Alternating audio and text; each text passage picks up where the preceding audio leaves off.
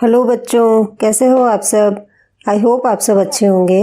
चलिए मैं आपको कहानी सुनाती हूँ। यह कहानी है एक फेल हुए लड़के की कहानी। एक बार एक लड़का था। वह अपना पूरा दिन खेल कूद और मस्ती मजाक में ही बिता देता था। पढ़ाई में उसका जरा भी मन नहीं लगता था। इस तरह समय बीतता गया और पूरा साल ख़त्म हो गया। उसके स्कूल का रिज़ल्ट आ गया। वह पूरी तरह से अपनी क्लास में फ़ेल हो गया। अपने रिज़ल्ट को देखकर वह दुखी हो गया। उसे ऐसा लग रहा था कि मानो वह पूरी तरह टूट गया है।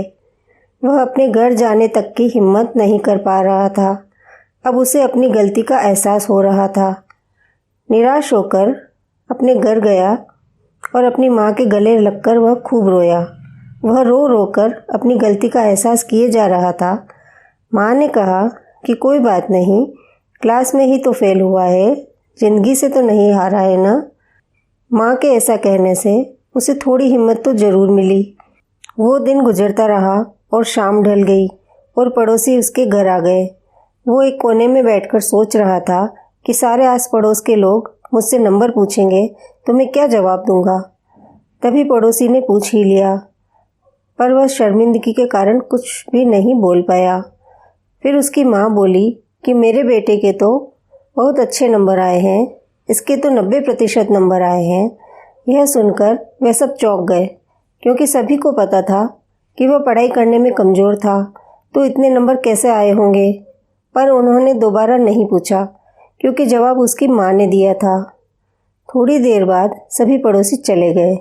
तब वह उठकर अपनी माँ से बोलता है कि आपने झूठ क्यों बोला, मुझे बदनाम होने देते। मुझे मेरी चिंता नहीं है। उन्हें ये पता चलेगा कि मेरी माँ ने झूठ बोला है तो वे सभी को बताएंगे और ताना मारेंगे। माँ ने हंसकर कहा कि बेटा, मैं अगर तुझे नहीं समझूंगी तो कौन समझेगा। तू कुछ नंबर से ही तो हारा है ना, जिंदगी के खेल से तो नहीं। मैं तो तुझे देखकर जी रही हूँ, दुनिया को देखकर नहीं। अब तू मन लगाकर पढ़ाई करना तो तू ज़रूर सफल हो जाएगा। तो इस कहानी से यह शिक्षा मिलती है कि यदि हम समय के अनुसार कार्य करेंगे तो हम आसानी से अपने लक्ष्य को प्राप्त कर सकते हैं। तो बच्चों, आपको ये कहानी कैसी लगी?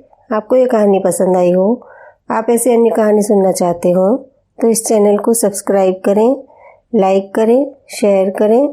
थैंक यू बच्चों।